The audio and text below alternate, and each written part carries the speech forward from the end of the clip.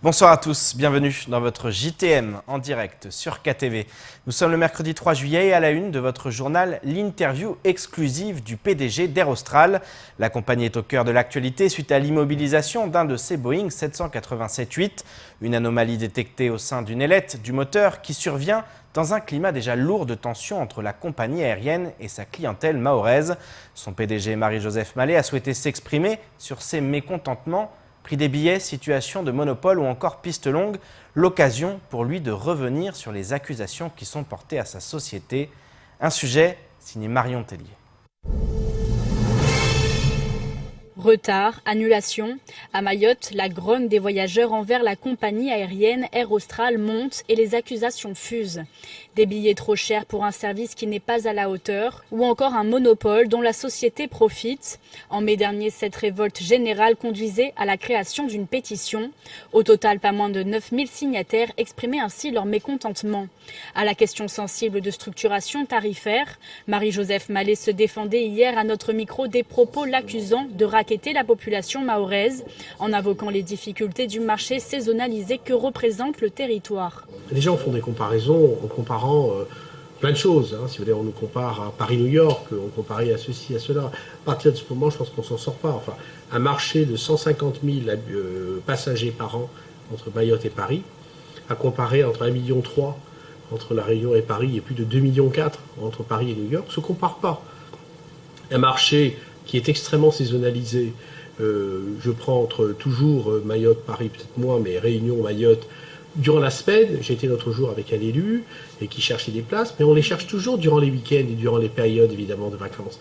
Mais le reste du temps, on oublie que les vols sont à peu près à 50% ou plein ou vide. Un phénomène auquel s'ajoute, selon le PDG de la compagnie, des surcoûts engendrés par les spécificités du 101e département. Les dépenses en fait auxquelles on va faire face, les compagnies aériennes sont souvent les mêmes. Je dirais les grands postes, c'est les postes carburants qui représentent de manière générale à peu près une trentaine de pourcents.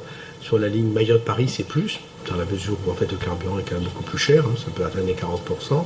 On a des coûts avions, c'est-à-dire que les avions, les investissements qu'on a pu faire, c'est des avions qui coûtent cher, des avions neufs, des avions performants qui coûtent cher, ça c'est important. La maintenance est très importante, c'est la sécurité, c'est la base de la sécurité. Une fois que vous avez effectivement mis ça, vous avez après les frais du personnel, l'ensemble PNT, etc. Enfin, quand vous desservez une ligne comme Mayotte-Paris, vous avez des équipages qui partent évidemment de la Réunion, qui ensuite doivent aller à Mayotte, se reposer et ensuite effectivement partir. C'est-à-dire que par rapport par exemple à une ligne Réunion-Paris, c'est nécessairement des jours d'engagement supplémentaires. Parce que la desserte est complexe. Une desserte qui, selon le directeur, s'avère complexe en raison des problématiques liées à la piste courte, ainsi qu'à la stagnation du projet de piste longue. Il se positionne à ce titre en faveur des travaux d'allongement de la piste. Contrairement à ce qu'on peut penser, la piste longue, véritablement, donc nous avantagerait. Je prends un exemple. On aurait effectivement aujourd'hui une piste plus longue, avec l'incident qu'a connu le 787, on aurait fait atterrir nos 777. Nos 777 ont 442 sièges. On aurait facilement résolu le problème. Plutôt que d'aller affréter des compagnies qui, elles, ont besoin de formation. Nos pilotes 777 sont formés parce qu'ils volent indifféremment sur le 787 ou le 777. Donc ils connaissent la piste de Mayotte, ils connaissent tout ça. On aurait eu la piste longue, on aurait simplifié, on se serait simplifié la vie. On n'aurait plus cette complexité pour nous. Donc on est demandeur véritablement de cela. L'aménagement de la piste longue ouvrirait potentiellement l'aéroport à la concurrence. Toutefois, Marie-Joseph Mallet s'interroge sur l'attractivité de Mayotte aux yeux des autres compagnies aériennes, du fait notamment d'un important manque de structures hôtelières. Questionné à ce propos par nos confrères de Mayotte Hebdo, Marc Rocher, président de la compagnie aérienne French Bee, ajoutait à la taille de la piste la problématique du prix du carburant, fourni par le seul avitailleur qui fournit le pétrole à Mayotte. Il déclarait ainsi ne pas avoir pour projet la desserte de l'île. Pour l'heure, le monopole de fait de la compagnie Air Austral, comme le qualifie son PDG, est lui aussi vecteur de frustration et d'agacement au sein de la population. Mayotte-Réunion est une ligne qui est ouverte. n'importe quelle compagnie française véritablement peut se positionner si elle a envie de se positionner. Elle n'a même pas d'ailleurs à demander de passer par des autorisations particulières. Il faut les appareils, il faut la formation et il faut ensuite effectivement lancer l'ensemble de l'opération. Les récents problèmes techniques rencontrés par la compagnie avec l'immobilisation d'un de ses Boeing 787-8 viennent exacerber son impopularité sur le territoire. Air Austral souhaite ainsi apaiser le courroux de la population à son égard et attirer l'attention sur le rôle de l'État dans cette situation.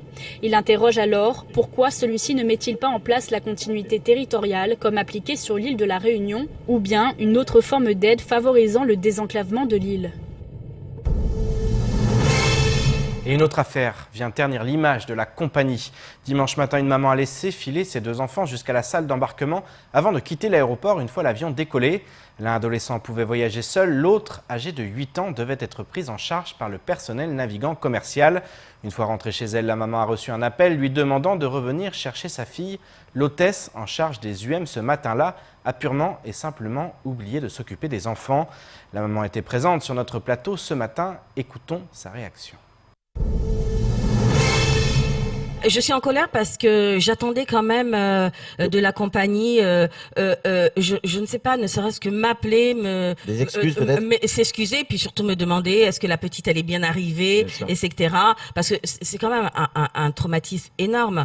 Et je ne voudrais pas que ça arrive à d'autres mamans, enfin à d'autres parents, parce que quand on prend un billet UM, c'est très cher, c'est pas donné. Ouais, et quand on prend un billet UM, c'est parce qu'on a, on pense qu'on a affaire à des professionnels qui vont accompagner nos enfants jusqu'à destination.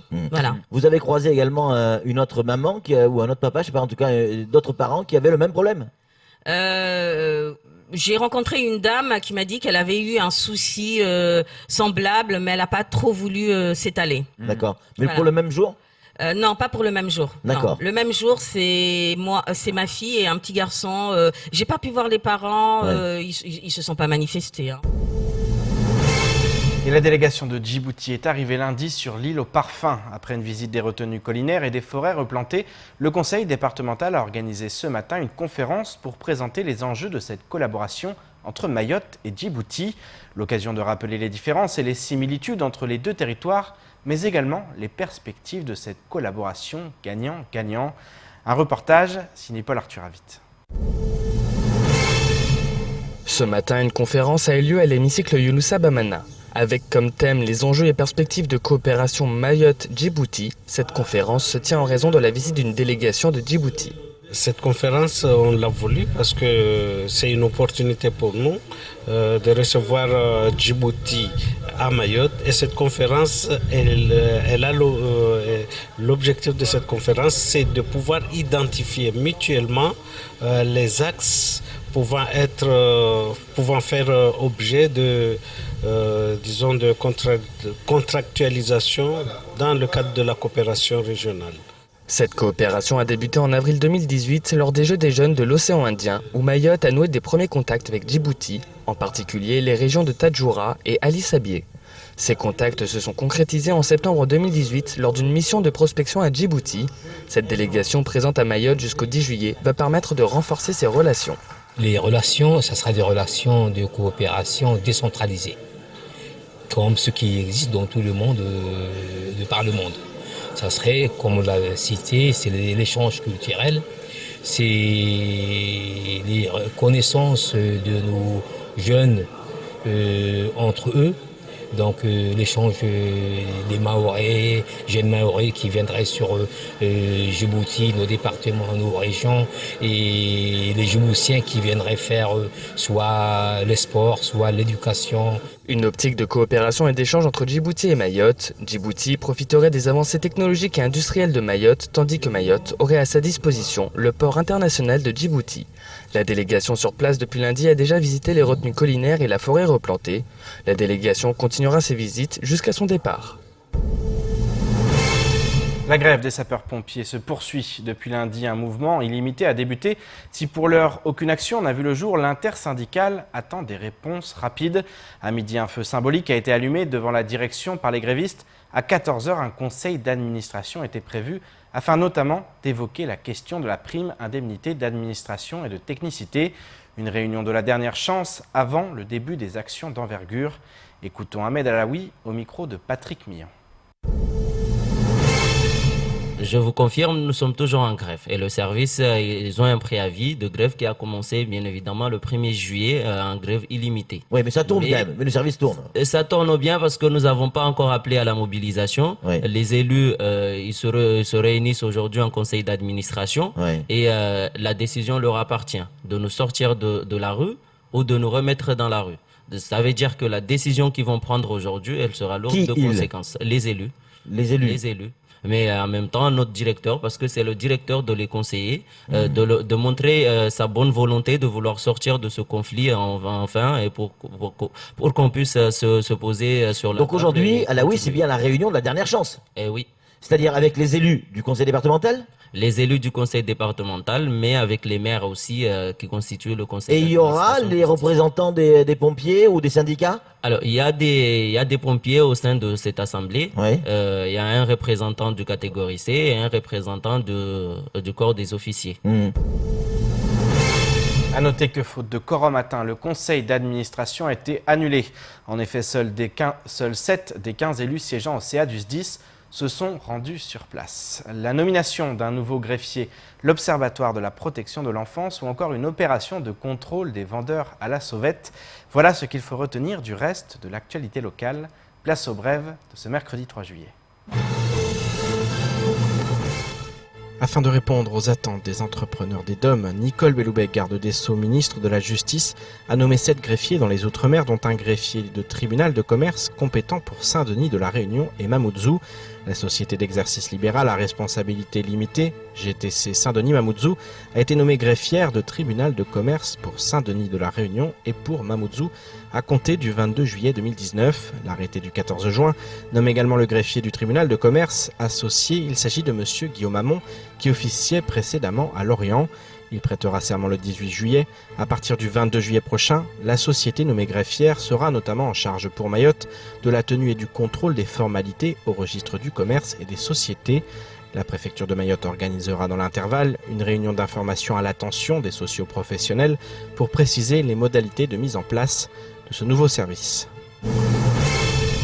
Lundi dernier, l'hémicycle Younoussa Bamana a accueilli le comité de pilotage visant la relance de l'Observatoire de la protection de l'enfance de Mayotte et sa fusion avec l'Observatoire des mineurs isolés. Cette union s'inscrit dans la poursuite de la mise en œuvre du schéma départemental de l'enfance et de la famille 2017-2021. Avec la création de l'OPEMA en 2014, la présence de l'OMI, créée pour pallier cette carence, ne se justifiait plus.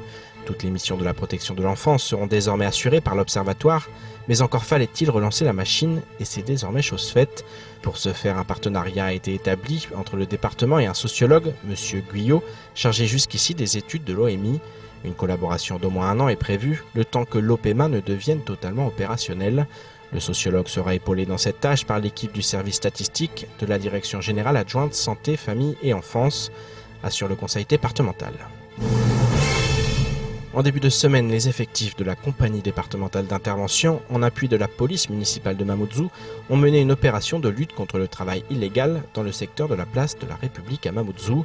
Étaient ciblés les très nombreux vendeurs à la sauvette se livrant au commerce des denrées périssables, de cigarettes et divers articles. Cette situation génère des troubles, tant en termes de sécurité publique que de distorsion de concurrence, indique la police nationale sur sa page Facebook. Les commerçants du marché couvert ne cessent de se plaindre face à cette concurrence déloyale. Si la police municipale mène des opérations, cela ne décourage pas les fraudeurs. La préfecture de Mayotte a donc décidé de déclencher des contrôles qui ont abouti à la saisie de 30 kg de songe, 20 kg d'orange, 5 kg d'oignons, 10 balances utilisées pour les transactions et à l'interpellation de 6 vendeurs à la sauvette. Santé pour clore cette édition, l'autisme est un trouble du développement caractérisé par des difficultés de l'apprentissage social et de la communication avec des comportements stéréotypés et persévératifs. Il touche près de 80 000 personnes en France. À Mayotte, près d'une centaine de personnes sont diagnostiquées, mais des centaines d'autres seraient atteints par ce trouble. Néanmoins, il n'existe aucune structure de prise en charge. L'association Autisme Mayotte est la seule à tenter de faire évoluer le regard face à ce comportement. Au montage, Leslie Jumenet. L'autisme fait partie du groupe des troubles envahissants du développement qui apparaissent dans la jeune enfance habituellement avant l'âge de 3 ans. La présidente de l'association Autisme Mayotte nous parle des moyens de diagnostiquer ce trouble. Pour être diagnostiqué autiste, il faut qu'on rassemble les trois signes, c'est-à-dire qu'il y ait des troubles de l'interactivité. La personne ne peut pas avoir créer des relations avec les autres. Il faut qu'il y ait des troubles de la communication verbale et non verbale. C'est-à-dire, même s'il est capable de parler, il aura toujours quelques troubles dessus. Et puis, il faut qu'il y ait aussi des troubles de comportement. C'est-à-dire, on peut trouver des stéréotypies, des mouvements répétitifs. Être autiste, c'est être en situation de handicap. Néanmoins, à Mayotte, il n'existe aucune structure de prise en charge. Il est par ailleurs difficile de chiffrer le nombre de personnes atteintes d'autisme sur le territoire. Si on suit les chiffres légaux, on a plus de 800 autistes à Mayotte. À Mayotte. Oui, mais diagnostiqués, nous n'avons qu'une centaine de personnes diagnostiquées à Mayotte parce que au jour d'aujourd'hui, nous n'avons pas de centre diagnostic à Mayotte. Nous sommes en train de nous battre pour ça. L'ARS se bat, le CRIA se bat. Et on espère que ça va se mettre en place, un centre diagnostic pour Mayotte. Si les autorités se penchent actuellement sur la question des structures, un important travail reste à fournir auprès des familles du département. Ce que vous faites aujourd'hui, c'est déjà énorme. Par la sensibilisation, parler autour de nous, que les personnes qui sont dans les maisons arrêtent de cacher leurs enfants, pas de cacher, mais de garder les enfants enfermés, qu'ils s'adressent à l'association Autisme Mayotte. Ils peuvent appeler le 06 39 01 21 24. On va répondre et ensemble, on va discuter, on va voir ensemble comment orienter les personnes, qu'est-ce qu'on peut faire pour les personnes. Voilà, nous sommes là, nous sommes parents, en majorité dans l'association. Donc, tout ce que nous demandons, c'est de rencontrer les autres parents. Et nous n'avons pas la baguette magique pour aller dans le fin fond des quartiers, trouver les enfants autistes. Ce samedi 6 juillet dès 9h, l'association Autisme Mayotte organise une fête sur la plage de Mtsanga Beach. Plusieurs animations seront organisées pour tenter de faire changer le regard face à un trouble qui ne s'apparente pas à une maladie. C'est la fin de votre journal. Merci de nous avoir suivis. Pour ma part, je vous donne rendez-vous demain dès 19h pour une nouvelle page d'actualité locale. Excellente soirée sur Kwezi.